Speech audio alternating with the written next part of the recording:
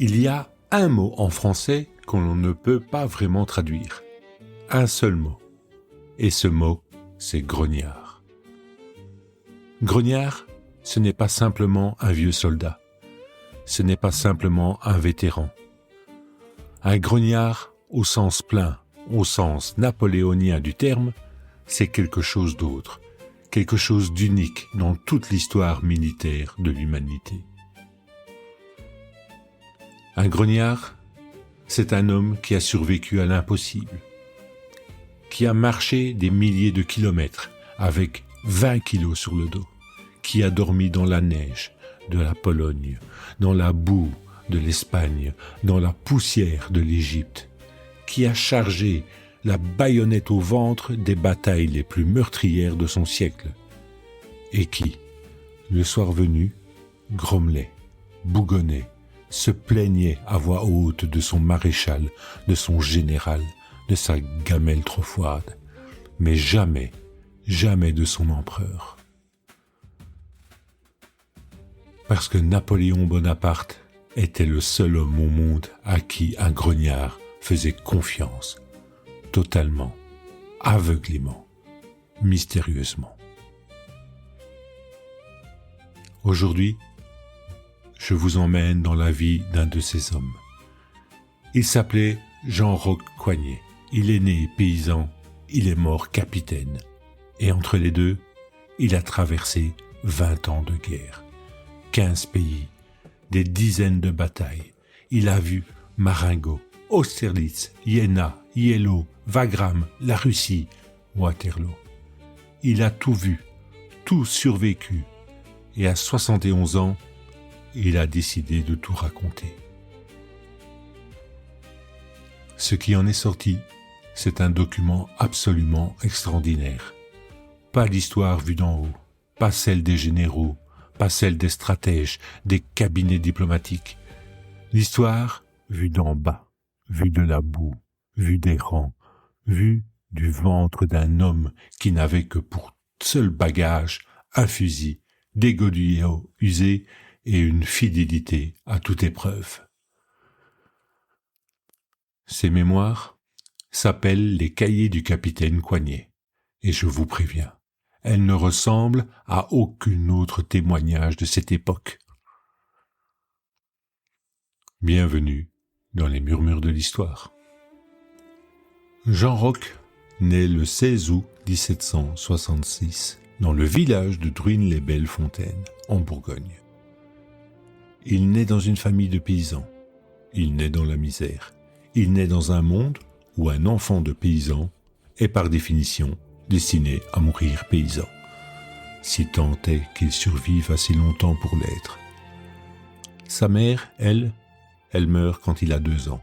Son père se remarie, et sa belle-mère, ici je vais rester sobre parce que les mots que Jean-Roch emploie lui-même dans ses mémoires sont sans appel. Sa belle-mère, elle le déteste, viscéralement, durablement. Il n'a pas encore 10 ans qu'elle le fait travailler comme valet de ferme chez des étrangers. À 10 ans, Jean-Roch est un enfant esclave, au sens légal du terme. Il n'est pas payé, il est nourri, à peine, et il dort dans une étable. Il restera dans cet état, ce que l'on appelle alors un domestique de campagne, pendant des années. Sans école, sans apprentissage d'un quelconque métier, sans aucune perspective. J'ai souffert plus que je ne pourrais le dire, mais j'ai appris à ne jamais me plaindre. C'est peut-être là le seul bien que m'ait fait ma belle-mère. Ce qu'il y a de frappant dans les mémoires de Jean-Roch, c'est la façon dont il parle de cette période. Il ne se victimise pas, il ne s'apitoie pas. Il constate, comme un homme qui a décidé très tôt que le passé n'avait de valeur que s'il servait à comprendre le présent. Et puis vient 1799. Jean-Roch a 23 ans. La France est en guerre depuis 10 ans. La Révolution, elle a tout bouleversé. Les titres, les propriétés, les hiérarchies sociales. Et parmi les bouleversements, il y a celui-ci. Pour la première fois dans l'histoire européenne, une armée recrute non plus des mercenaires ou des nobliaux, mais des citoyens, des hommes ordinaires, des paysans, des artisans, des fils de rien du tout. Coignet est incorporé dans le 86e demi-brigade de ligne. Et là, il le dira lui-même, là, pour la première fois de sa vie, il se sent quelqu'un. Quelqu'un qui appartient à quelque chose. Quelqu'un qu'on nourrit correctement. Quelqu'un qu'on habille. Quelqu'un à qui on confie une arme, et donc une responsabilité. Quelqu'un qui peut, par son courage et par son mérite seul, s'élever. Dans la France de l'Ancien Régime, ça n'existait pas. Dans la France de Napoléon, c'est le fondement même du système. Chaque soldat de la Grande Armée porte dans sa giberne, dit-on, le bâton de maréchal. Ce n'est pas une métaphore, c'est une promesse. Et Coignet va passer 20 ans à vérifier qu'elle est tenue. 14 juin 1800, plaine de Marengo, en Italie du Nord. Jean Roch a 24 ans. C'est sa première grande bataille. Et cette première bataille, elle manque de tourner à la catastrophe. L'armée française, sous le commandement de Bonaparte, qui est premier consul depuis 8 mois, affronte les Autrichiens. En début d'après-midi, les Français reculent. Jean Roch est dans les rangs de la 86e. Il voit les hommes tomber autour de lui. Il voit les lignes céder. Il voit pour la première fois ce que c'est que la déroute. La mort était partout. Les boulets fauchaient les hommes comme des épis. J'entendais les cris, les gémissements, mais je n'avais pas peur. Ou plutôt, je n'avais plus le temps d'avoir peur. C'est à Marengo que Jean Roch fait quelque chose d'extraordinaire. Alors que sa compagnie est écrasée par le feu ennemi, qu'un officier vient d'être abattu, que les lignes françaises commencent à se désintégrer, Jean Roch ramasse le drapeau de son bataillon.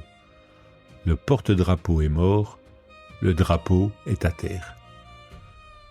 Dans une armée napoléonienne, le drapeau n'est pas un symbole décoratif. Le drapeau, c'est l'âme de l'unité. Perdre son drapeau, c'est perdre son honneur. C'est la honte suprême. Pour les survivants, pour les morts, pour tous ceux qui n'ont jamais porté les couleurs de ce régiment. Jean Roch ramasse le drapeau, il le tient à bout de bras, il avance. Le geste est vu. Les hommes autour de lui, qui allaient fuir, hésitent, se retournent, se reforment. Ce soir-là, Dessay charge avec sa division Frege. Les Autrichiens s'effondrent. Marengo devient une victoire française. Une victoire décisive qui consolide le pouvoir de Bonaparte et ouvre 10 ans de domination française en Europe. Et Jean Roch Coignet, le fils de rien, le valet des tables de Bourgogne, reçoit le fusil d'honneur. Le fusil d'honneur, c'est la première récompense militaire officielle de l'Empire, avant la Légion d'honneur elle-même. Une arme gravée, décorée, offerte personnellement par le premier consul, offerte aux soldats qui se sont distingués au combat. Jean Roch en est tellement fier qu'il le mentionnera dans ses mémoires à plusieurs reprises. Des dizaines d'années plus tard, pour lui, c'est le moment où sa vie a basculé, le moment où il a compris qu'il n'était plus rien du tout ou qu'il pouvait devenir n'importe quoi. Et ce moment-là, il y avait quelqu'un pour le voir. Et ce quelqu'un, c'était Bonaparte lui-même. En 1804, Napoléon est empereur et il crée quelque chose d'unique.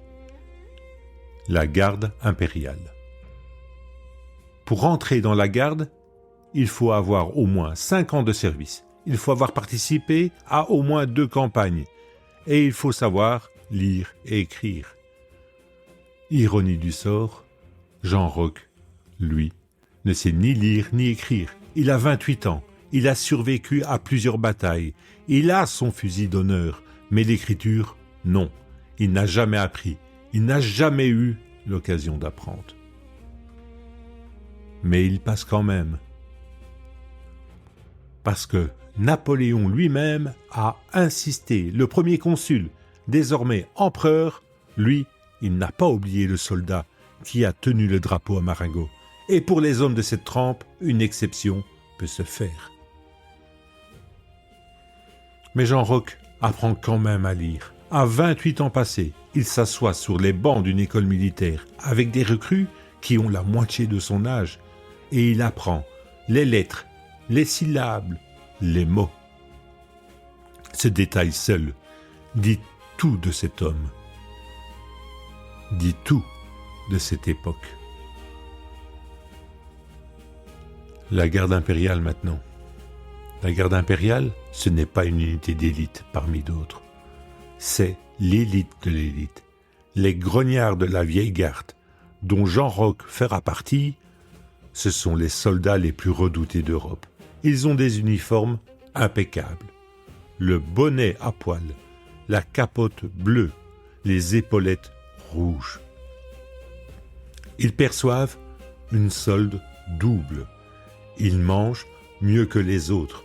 Ils dorment sous les toits quand les autres, eux, dorment dehors. Mais surtout, ils ont le droit de grommeler, le droit de rouspéter, le droit de dire à voix haute ce que les autres n'osent même pas penser. Il y a une anecdote célèbre. Un grenadier de la vieille garde, lors d'une revue, marmonne quelque chose devant Napoléon lui-même. L'empereur se retourne vers lui et lui dit « Tu grognes encore, toi ?» Et le grenadier répond « Oui, sire, je grogne, mais je marche quand même. » Napoléon aurait ri, et il aurait retenu l'anecdote, parce que ça résumait tout. Ces hommes contestaient, ronchonnaient, râlaient, et puis ils avançaient, toujours, partout. Et c'est de là que vient le mot grognard. Et c'est dans cette garde que Jean Roch va passer l'essentiel de sa carrière. Campagne après campagne, victoire après victoire, défaite après défaite.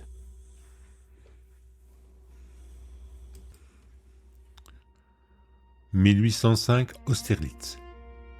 C'est la bataille que Napoléon considère lui-même comme étant son chef-d'œuvre absolu. 75 000 Français contre 90 000 Austro-Russes. Et en moins de 9 heures, l'affaire est faite, la coalition s'effondre. Jean Roch est là, dans la garde. Il ne charge pas. La garde n'est engagée que lorsque tout le reste a échoué. Et ce jour-là, tout réussit parfaitement. Mais il voit, il regarde. Et ce qu'il écrit dans ses mémoires sur cette journée, on pourrait dire que c'est presque poétique.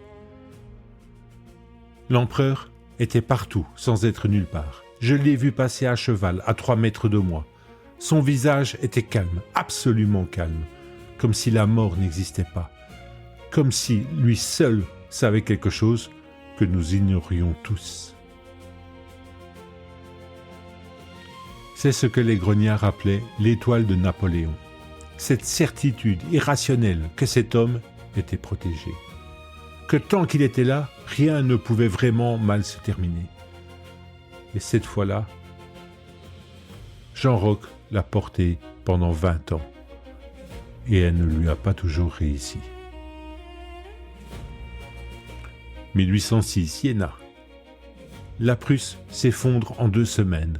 2 semaines pour anéantir une armée qui se croyait invincible depuis Frédéric le Grand. 1807, Eylau. Là, c'est différent. Eylau, c'est dans l'est de la Prusse.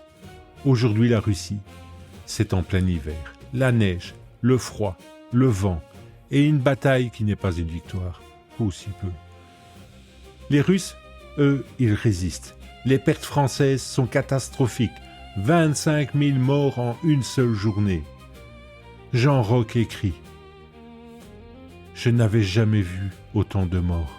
Le champ de bataille était blanc de neige et rouge de sang. Les chevaux couchés dans la neige, les hommes entassés, les uns sur les autres. J'ai cherché à ne plus regarder. On ne peut pas regarder ça longtemps, sans que quelque chose en nous se casse. » Ce quelque chose qui se casse, il ne le nomme pas. Il n'a pas le vocabulaire pour ça. Il n'a pas les mots que nous avons aujourd'hui, un siècle et demi plus tard, mais nous reconnaissons ce qu'il a voulu décrire.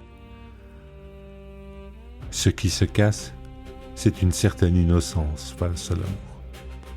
L'illusion que la guerre est une affaire propre, héroïque, rapide, que les batailles ressemblent au tableau de David. Mais la mort et les batailles, ce n'est pas de l'art, ce ne sont pas des tableaux.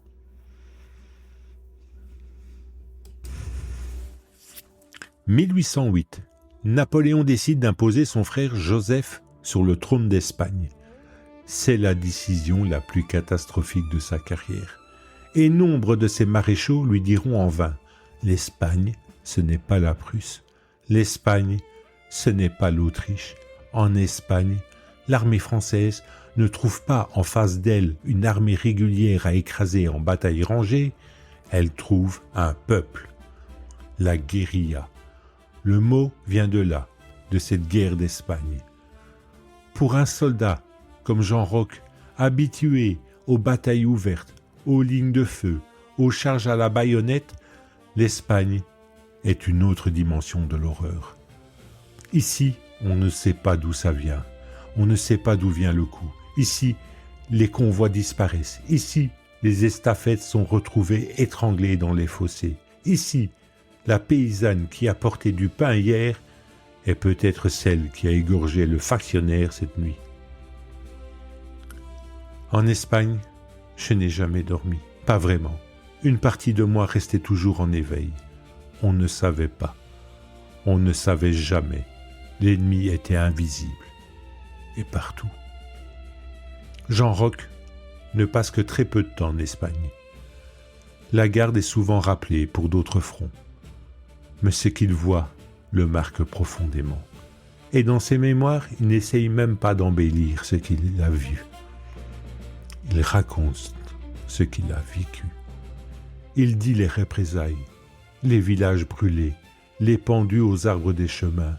Il dit la spirale de violence qui s'emballe, qui se nourrit d'elle-même et que plus personne ne contrôle. Il ne condamne pas, ce n'est pas son rôle, et ce n'est pas l'époque. Mais il décrit, et dans la description, il y a quelque chose qui ressemble à une interrogation que sa génération n'avait pas les mots pour formuler. Peut-on tout justifier pour la victoire ? Peut-on tout accepter au nom de l'empereur et de la France ? Jean Roch ne pose pas la question explicitement, mais elle est là, entre les lignes, dans chaque phrase sobre sur l'Espagne.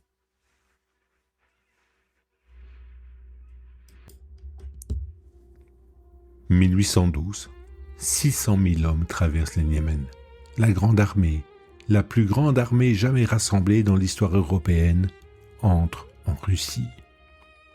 Jean Roch est parmi eux, fourrier de la vieille garde. Il écrit au moment du départ « Nous étions magnifiques, vraiment magnifiques. Je me souviens du soleil sur les uniformes, du bruit des tambours, du sentiment que rien ne pouvait nous arrêter. On était l'armée invincible de l'empereur invincible. On allait à Moscou comme on allait à Vienne ou à Berlin, et on allait rentrer. Ils allaient à Moscou. Ils y arrivent le 14 septembre. La ville est vide. Les habitants ont fui.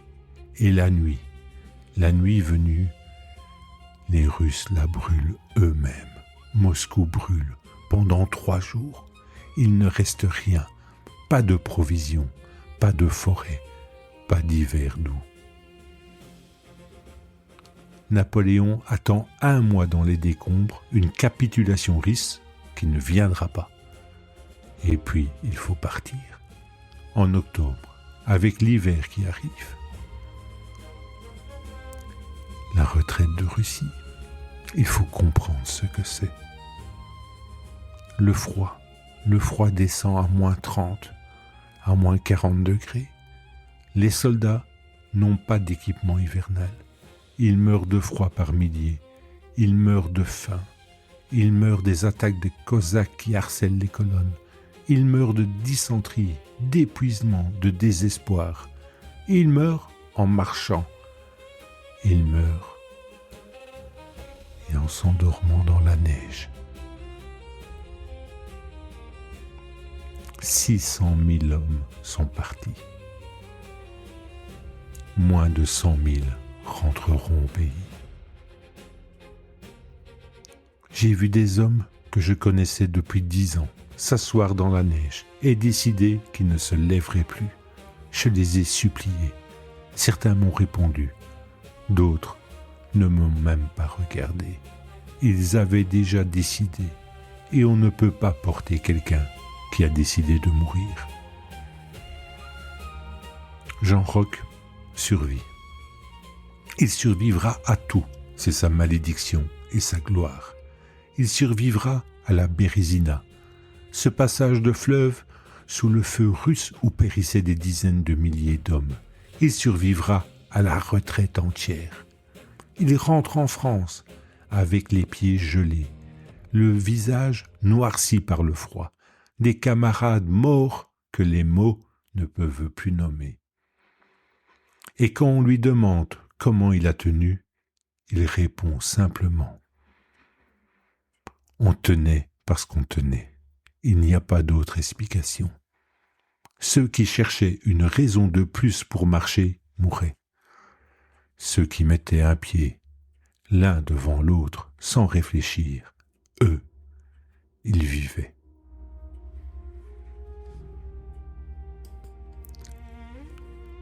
L'Empire s'effondre en 2 ans. 1813, Leipzig, la bataille des nations. 3 jours, 500 000 soldats de toute l'Europe coalisés contre Napoléon. La France perd. L'Allemagne est perdue. 1814, la campagne de France. Pour la première fois, depuis les guerres révolutionnaires, l'ennemi est sur le sol français. Napoléon se bat avec les fantômes de sa grande armée. Quelques dizaines de milliers d'hommes, épuisés contre des centaines de milliers. Il gagne encore des batailles brillantes. Mais il n'a plus assez d'hommes pour transformer les victoires en paix. Il abdique le 6 avril 1814. Il part pour l'île d'Elbe. Et les grognards, eux, ils pleurent. Ce n'est pas une image, ce n'est pas une métaphore romantique. Ces hommes qui avaient traversé l'Europe de bout en bout, qui avaient vu l'innommable, qui ne pleuraient plus depuis des années, ils pleurent. Coignet lui-même l'écrit. Quand il est passé devant nous pour nous dire adieu, il n'y avait plus un mot, personne ne parlait. Il y avait des larmes sur les visages les plus durs que j'ai jamais connus. Et moi aussi j'ai pleuré. J'ai pleuré comme un enfant. J'ai pleuré sans honte. Puis vient le retour. 100 jours, mars 1815. Napoléon débarque du sud de la France avec quelques soldats et l'armée qu'on lui avait envoyée pour l'arrêter, l'armée rejoint sa bannière. Jean Roch est parmi eux, évidemment. 18 juin 1815. Waterloo. Ce n'est pas Napoléon qui perd Waterloo. Enfin, pas seulement lui. C'est la fatigue, c'est la pluie de la veille qui retarde l'attaque, c'est Grouchy qui n'entend pas le canon, c'est Ney qui lance la cavalerie trop tôt, trop vite, contre des carrés intacts. C'est tout ça à la fois. C'est la chance qui bascule. Et c'est la vieille garde qui charge en dernier, la vieille garde qui n'a jamais reculé. Et ce jour-là, elle recule. Jean Roch est blessé à Waterloo. Il perd connaissance. Quand il se réveille, c'est fini. L'empereur est en fuite, l'empire est mort. Autour de lui, ce qui reste de la grande armée se disperse dans la nuit.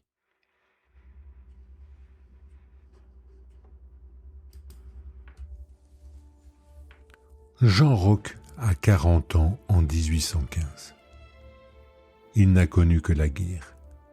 Depuis ses 23 ans, sa vie s'est mesurée en campagne, en marche, en bataille. Et soudain, rien. La paix, la pension militaire, une chambre dans une petite ville. Il s'installe à Auxerre. Il ouvre une boutique de tabac. Il mène une vie ordinaire. Il est célèbre localement. Tout le monde sait qu'il était de la vieille garde. Les gens le respectent. Certains jeunes viennent l'écouter le soir. Et lui, ce paysan illettré devenu capitaine, lui, apprend à écrire à ses enfants. Parce que il sait maintenant.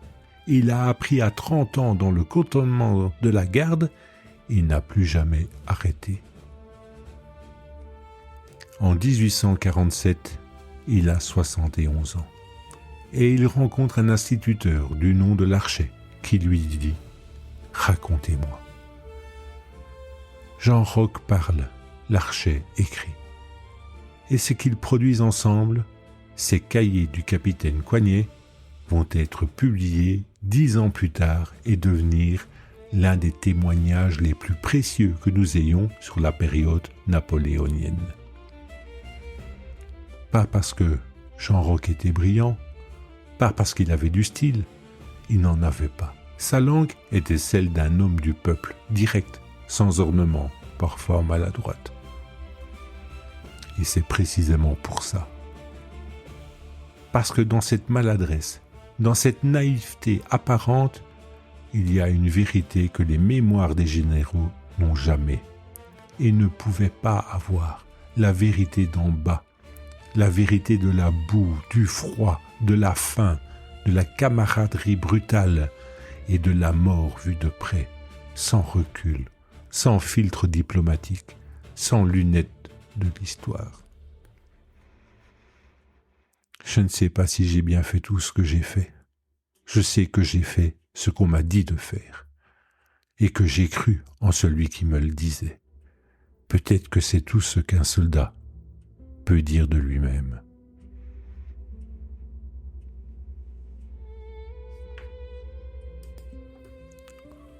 Jean Roch meurt en 1865. Il a 88 ans. Il a survécu à l'Empire, à la Restauration, aux 100 jours, à Louis-Philippe, à la Deuxième République, au Second Empire. Il meurt sous Napoléon III, le neveu, sans savoir que ses mémoires vont traverser les siècles. Et qu'est-ce que cette vie nous dit ? Elle nous dit d'abord que la guerre fabrique des hommes que la paix n'aurait jamais produits, que l'extraordinaire peut sortir du plus ordinaire des destins, que Jean Roch, le valet d'étape de Bourgogne, le fils sans éducation, sans réseau, sans patrimoine, n'aurait jamais été autre chose qu'un paysan parmi des millions de paysans si la Révolution française n'avait pas tout fracassé. La guerre lui a tout pris, des amis, de la jeunesse, sans doute une paix intérieure qu'il ne retrouvera jamais vraiment. Et la guerre lui a tout donné, une identité, une dignité, un sens. Et c'est peut-être là la question que ces mémoires posent sans jamais la formuler explicitement.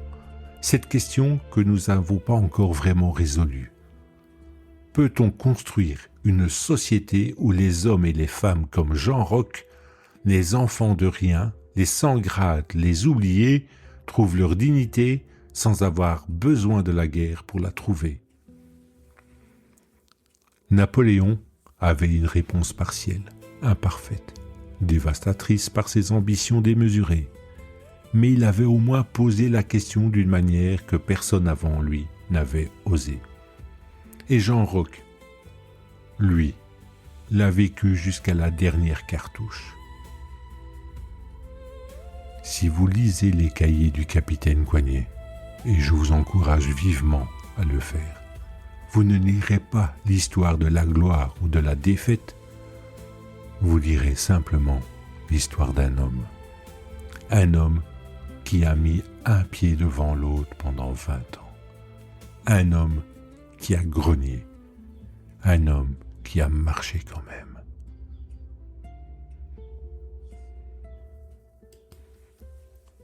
Si cet épisode vous a touché, si la vie de Jean Roch Coignet vous a donné envie d'en savoir plus sur cette époque extraordinaire, abonnez-vous, partagez et laissez un commentaire. Vos retours me touchent et m'aident à continuer. Vous venez d'écouter les murmures de l'histoire.